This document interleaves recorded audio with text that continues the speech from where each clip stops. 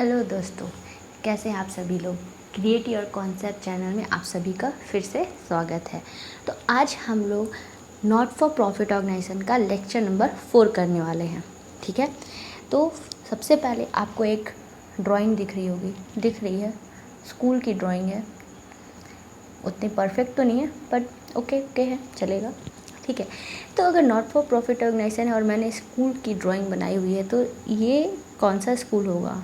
ये हो जाएगा चैरिटेबल स्कूल। ओके, जो कि चैरिटी से रन करता है। ठीक है, तो अब मैंने स्कूल की ड्राइंग क्यों बनाई है?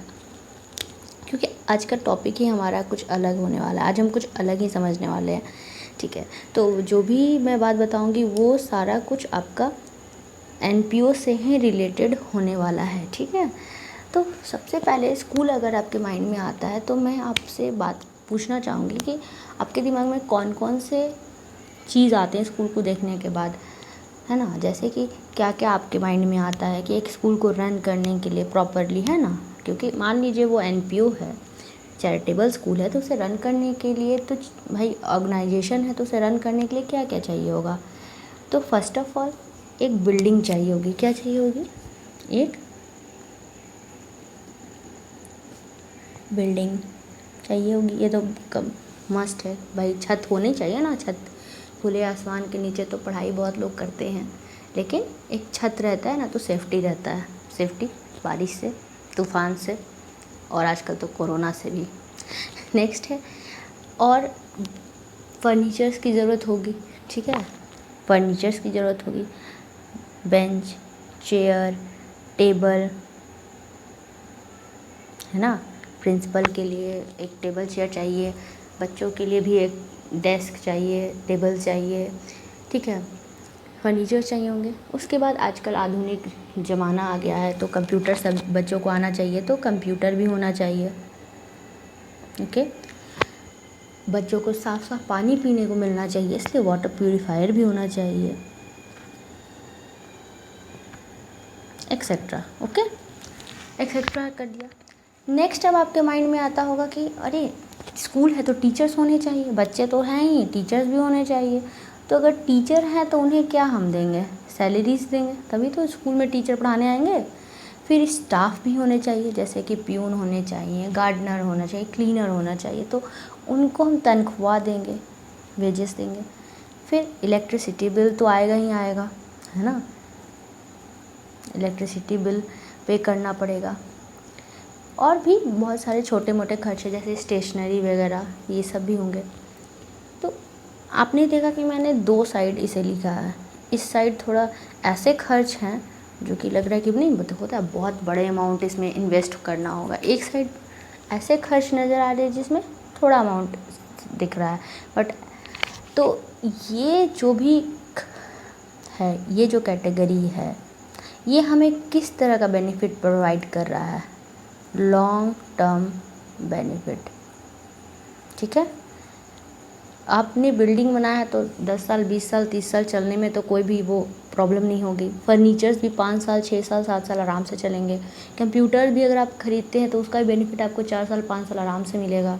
ठीक है, तो ये जितने भी इस साइड है, तो इनका देखिए, एक बार आप उसे इस पर इन्वेस्ट करते हैं, ख़रीदते हैं, परचेज़ करते हैं या कंस्ट्रक्शन करवाते हैं, तो उसका बेनिफिट आपको लंबे समय के लिए मिलता है। और इधर ये जो दिख रहा है, इसमें आपको शॉर्ट टर्म बेनिफिट मिल रहा है। क्या मिल रहा है? Short term benefit. Short term benefit क्यों मिल रहा है? क्यों, देखिए सैलरीज आपको टीचर को हर महीने देनी होगी, वेजेस हर महीने, तनख्वाह हर महीने देना होगा, इलेक्ट्रिसिटी बिल हर मंथ देने होंगे। तो इसका बेनिफिट क्या है? शॉर्ट टर्म बेनिफिट है। तो इसी को 2 बेसिस में बांट देते हैं, तो ये हमारा आ जाता है, इसे ही कहते हैं हम कैपिटल एक्सपेंडिचर, और इसे हम कहते हैं रेवेन्यू एक्सपेंडिचर। ठीक है, डेफिनेशन भी है, लंबा चौड़ा डेफिनेशन है इनका, बट अगर सिंपल वे में अगर समझे विथ एग्जांपल्स तो यही है कि जिससे हमें लॉन्ग टर्म बेनिफिट मिले, वैसे खर्चों से जिससे हमसे लॉन्ग टर्म बेनिफिट मिले तो वो कैपिटल एक्सपेंडिचर होता है। और वैसे खर्च जिससे हमें शॉर्ट टर्म बेनिफिट मिलता है। शॉर्ट टर्म मतलब 1 साल, करेंट पीरियड 1 साल, तो वो शॉर्ट टर्म बेनिफिट कहलाएगा और वो हो जाएगा रेवेन्यू एक्सपेंडिचर। और ये रहे रेवेन्यू एक्सपेंडिचर के एग्जांपल्स और ये रहे कैपिटल एक्सपेंडिचर के एग्जांपल्स। अब बात कर लेते हैं कि ये तो मैम समझ में आ गया है, बट डेफिनेशन भी तो होना चाहिए ना। तो डेफिनेशन, तो अब हम समझते हैं कैपिटल एक्सपेंडिचर है डेफिनेशन।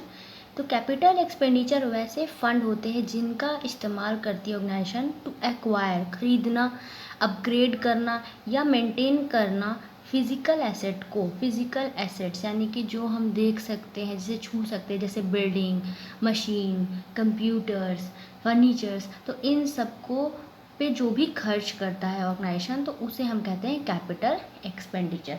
कैपिटल एक्सपेंडिचर जो है उसका आपका ट्रीटमेंट क्या होगा, ठीक है, ट्रीटमेंट क्या होगा। तो फर्स्ट है कि रिसिप्ट एंड पेमेंट अकाउंट में ये किस साइड जाएगा, तो ये जाएगा पेमेंट साइड। क्यों? क्योंकि ये एक्सपेंडिचर हुआ, एक्सपेंस हुआ है, ठीक है, तो ये पेमेंट साइड जाएगा। और बैलेंस शीट में जाएगा एसेट साइड, क्योंकि हम जो खर्च किए उससे हमें क्या एसेट आया हुआ है, तो उसे हम बैलेंस साइड, एसेट साइड में एंट्री करेंगे। और इनकम एक्सपेंडिचर में इसकी एंट्री नहीं होगी क्योंकि ये कैपिटल एक्सपेंडिचर है, ठीक है। अब नेक्स्ट आते हैं रेवेन्यू एक्सपेंडिचर।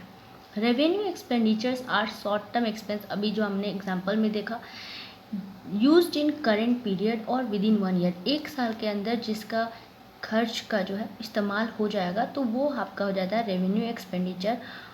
ये ऐसा खर्च होता है जिसमें कि एसेट नहीं बनता है, एसेट का क्रिएशन नहीं होता है, कोई भी एसेट नहीं बन सकता है, एसेट हम खरीद नहीं सकते हैं, ठीक है।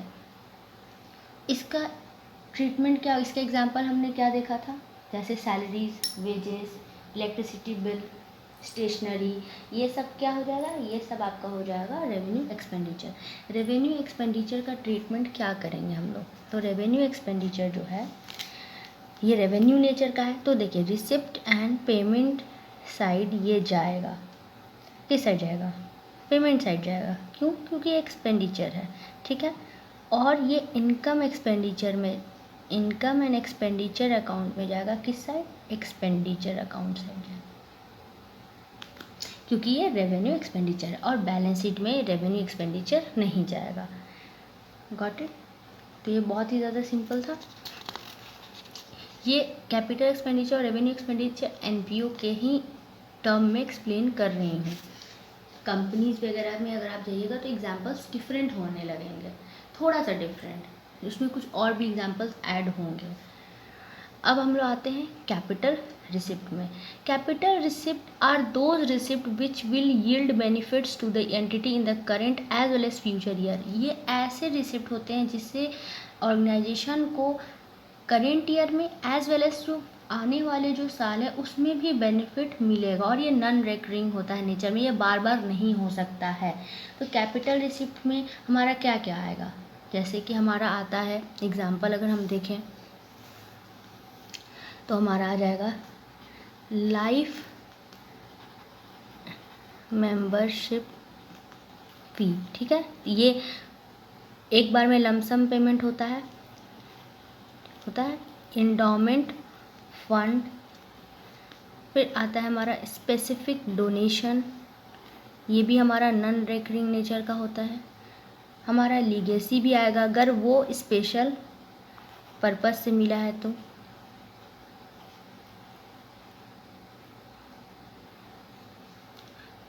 और स्पेसिफिक फंड भी आते हैं कैपिटल रिसिप्ट में, जैसे कि आपका match fund, prize fund etcetera, ठीक है। तो ये सब हमारा आता है। अब हम इसका ट्रीटमेंट कहाँ करेंगे, है ना, कैपिटल रिसिप्ट है तो इसका ट्रीटमेंट क्या होगा। तो सिंपल सी बात है कि ये कैपिटल नेचर का है तो रिसिप्ट एंड पेमेंट अकाउंट में ये जाएगा आपका रिसिप्ट साइड, ओके। रिसिप्ट है, रिसिप्ट साइड जाएगा यानी डेबिट साइड जाएगा। और आपका जो है ये बैलेंस शीट में जाएगा लायबिलिटी साइड, बैलेंस शीट में कहाँ जाएगा, ये लाइबिलिटी साइड जाएगा। Got it. नेक्स्ट है हमारा revenue receipt. Revenue receipt are those receipt which will yield benefit to the entity in current year.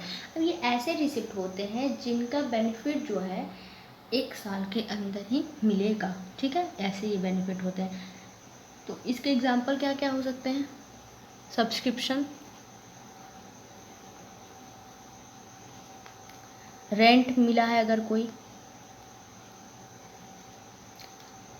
Cell of old newspaper, और एंट्रेंस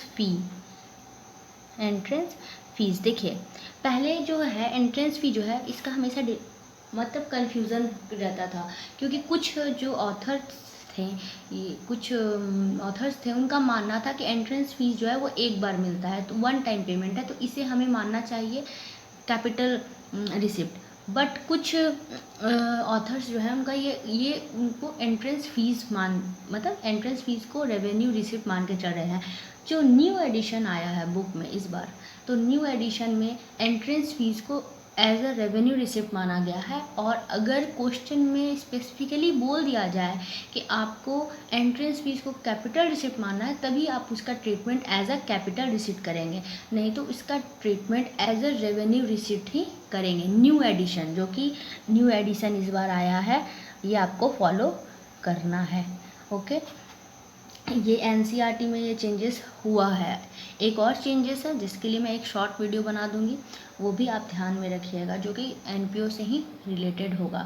तो जहाँ तक मुझे लगता है आपको ये थोड़ा बहुत समझ में आया हो। अगर आपको इस लेक्चर से थोड़ा भी हेल्प मिला हो तो प्लीज़ चैनल को शेयर करिए, मेरे चैनल को सब्सक्राइब करिए एंड एक लाइक करिए।